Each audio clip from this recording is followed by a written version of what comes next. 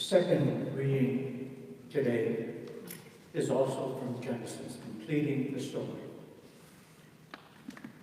The Lord dealt with Sarah as he had said, and the Lord did for Sarah as he had promised. Sarah conceived and bore Abraham a son in his old age, at the time of which God had spoken to him.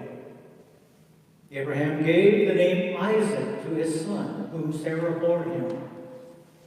And Abraham circumcised his son Isaac when he was 8 days old, as God had commanded him. Abraham was 100 years old when his son Isaac was born to him. Now Sarah said, God has brought laughter for me. Everyone who hears will laugh with me. And she said, who would ever have said to Abraham that Sarah would nurse children? Yet I have borne him a son in his old age. The word of the Lord. Thanks be to God.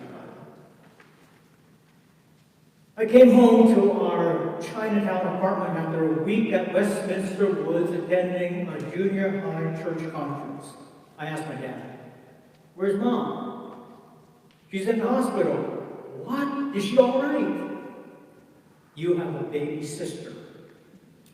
I didn't even know my mom was pregnant when I left for Canada. I was 14 at the time, and I had an older brother and a younger brother. For my parents to bring into the world a fourth child was the last thing I expected. And then when my youngest brother was born 2 years later, the circumstances of how I learned of his birth was the same. Again, I came home from a weekend retreat, and I had no idea that my mom was pregnant. Years later, my Uncle Ernie explained why my parents had more children, even though they already had 3 sons. Uncle Ernie explained, your parents wanted security in their old age. They wanted the assurance of a daughter to take care of them in their retirement years. I asked, so what about my youngest brother? They wanted added insurance. They were hoping for a second daughter. In the minds of my parents' generation, there was not Social Security or a pension or investments or long-term care insurance that they looked to for security in their old age. It was their children, especially daughters. In ancient and rural societies, it was children, the more the better, that provided long-term care and security. There was no such thing as assisted living facilities and nursing homes or retirement communities like sequoias that provide lifetime care. It was your children you relied upon for lifetime care. Sarah and Abraham uprooted, left their native soil, leaving behind neighbors and family, and in exchange, God promised them blessings of land and wealth, of ancestors and offspring. But as the years passed, God's promise of land and a child of their own did not happen. In Abraham's society, children were seen as a blessing from God, particularly male children who would provide protection for the family. It was expected that the younger generation would live and care for the older. To be without children was a devastating and hopeless situation, particularly in a desert culture, where death was quick and certain without protection. Abraham and Sarah, despite all of their wealth and belongings, were pitied by all who knew them. For no wealth could buy a family. No amount of belongings, prestige, or power could give a couple a child the only possible security for their futures. As we pick up on the story of Abraham and Sarah, this morning's reading from Genesis, Abraham is now 99 and Sarah is 90 years of age. They have long given up on the promise that they would have any children. Their future, quite frankly, is uncertain and desperate. Social Security is dried up. The company Abraham worked for has gone bankrupt, taking the employee's pension fund with it. And even if he could afford it, neither long-term care insurance or retirement communities that guaranteed lifetime care are available. On this particular day in our reading, Abraham is about to experience an unexpected visit from three strangers that would change his life forever. Where you and I are suspicious and guarded, when a stranger rings our doorbell, nomads in the Bedouin culture are dependent on another's hospitality to survive such severe conditions. Hospitality is a survival custom that all honor. In this era of tightened borders and heightened restrictions on strangers seeking asylum in countries not their own, we are reminded of the contrasting values we live on. And in the face of today's coronavirus alert, where quarantines and maintaining safe distance from each other are the order of the day, and a shutdown of schools and libraries, sporting events and concerts, museums and Broadway shows have been ordered. Hospitality in Abraham's time is something we will long for as the weeks and even months of uncertainty drag on. Abraham offers a meal and rest in the shade with a sense of excitement and urgency, offering these three visitors the best of what he has.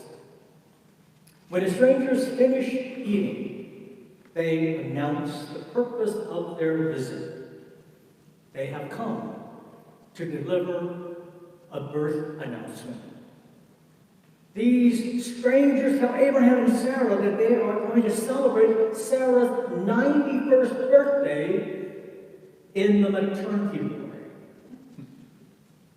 And Sarah laughed. Who could blame her? At 90, way past menopause, low in energy, suffering from arthritis, and most likely a bit of osteoporosis. The biblical writer says it best. After overhearing what the stranger had announced to Abraham, Sarah laughed to herself, saying, "After I have grown old and my husband is old, shall I have pleasure?" Meaning, shall I still enjoy sex? Sarah wasn't even concerned about postpartum depression, about sleepless nights, about chasing after a 2-year-old at the age of 93 and a 102-year-old husband who could barely move. Of course Sarah laughed. And as a woman, Sarah's laugh perhaps contained a hint of bitterness and cynicism after long years of disappointment. What do men know anyway? They just don't get it. It is an outrageous announcement. The announcement was so outrageous that Sarah wasn't even thinking about the security that the child would bring her and her husband in their retirement years, like my parents had hoped. Sarah had reached the point in her life where she had given up all hope on God's promise of many descendants, that she and her husband would parent a great nation would be fulfilled. And then we come to this wonderful sequence in a narrative, which I believe every single one of us can identify with. An exchange between the strangers, one of whom by now is identified as the Lord, and Abraham, and Sarah, who tries furiously to deny that she had laughed. The Lord said to Abraham, "Why did Sarah laugh and say, shall I indeed bear a child now that I am old? Is anything too wonderful, meaning difficult, extraordinary for the Lord? And the exchange continues. But Sarah denied it, saying, I didn't laugh. She was afraid. The Lord said, oh, yes, you did laugh. Isn't that the way it is with God? We reach a dead end in our lives and we've adjusted to settle down to the conventional wisdom of the day. It has become the new normal. Like Abraham and Sarah, we've accepted the hopelessness of our circumstance. That's life. That's just the way it is. We've accommodated ourselves to the barren places in our lives, where the call to believe in a new thing that God will do seems, quite frankly, nonsense. Then something wonderful, extraordinary happens. Just as you're getting ready to settle into retirement, your spouse comes home one day and says and tells you that she wants to go to seminary. You've committed yourself to living a single life, and the next door neighbor calls you up for a date. Alex, a Honduran refugee separated from his family, walking down Fillmore Street one day, spots the sanctuary banner in front of Calvary and cannot resist coming into the church to inquire what we mean by offering sanctuary. And the rest is history. Culminating with Alex, reunited with his family, together standing here in our chancel on Christmas Eve. I want to remind you that the book of Genesis and most of the stories contained in it were first heard by ancient Israel at a time of chaos, despair, and hopelessness. Israel was a small nation, surrounded by larger, powerful nations. And yet it was to Abraham, married to a barren woman, a barren wife, that God made the promise that they were the peoples whom God blessed all nations of the earth. How can this be when their survival seems so tenuous? That's our question too. Just look at our world, our community, and hear again the promise of God. We, the people of God, are uniquely blessed to bring God's shalom to the world, and yet the world is getting less and less blessed, less and less shalom like every day. We face great fear and anxiety in this year's presidential election. The slogan Me Too and Black Lives Matter are still prominent in our time. The dangers of climate change and economic inequality are getting worse by the day, and a worldwide coronavirus pandemic further exacerbating the inequality. How can it be that we can bring justice, righteousness, and peace to a world like this? Can the church really make a difference? Do we dare live in the hope promised by God's word?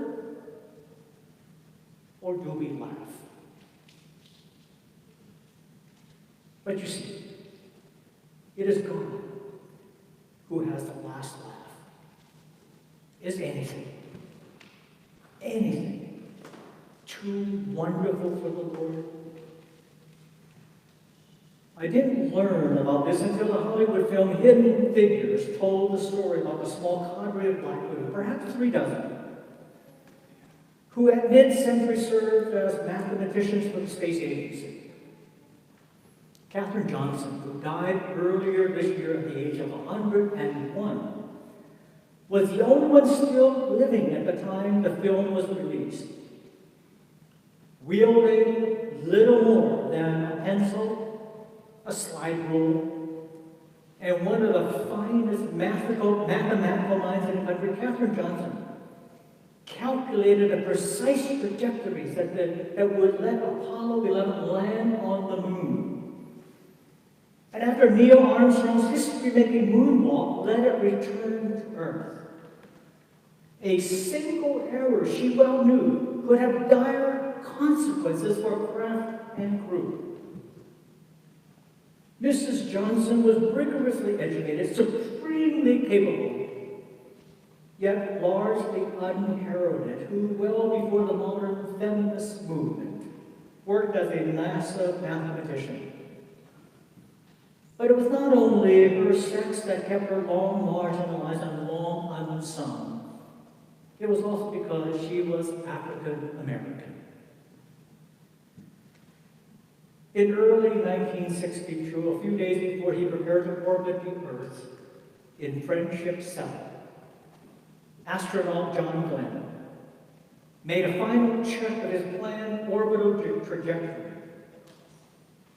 The trajectory had been generated by a computer, which were starting to supplant the agency's human calculators. The electronic computation was still something of a novelty at NASA, and Mr. Glenn was unsettled by the use of a soulless mass of metal to divine something on which his life depended. So he asked that Mrs. Johnson double-check the machine's figures by hand. If she says the numbers are good, he declared, I'm ready to go. And this year, the San Francisco Giants hired Alyssa Manton, the first female coach in all of Major League Baseball. So why not a woman president of the United States one day? As for Sarah, the word of God was fulfilled with the birth of Isaac, whose name in Hebrew means laughter. The fulfillment of God's promise does not usher in a utopia. Far from it. It does, however, confirm yet again that in the midst of humanity's capacity for messing things up, God remains faithful. God keeps promises and turns darkness into light. God changes mourning into dancing and transforms weeping into joyous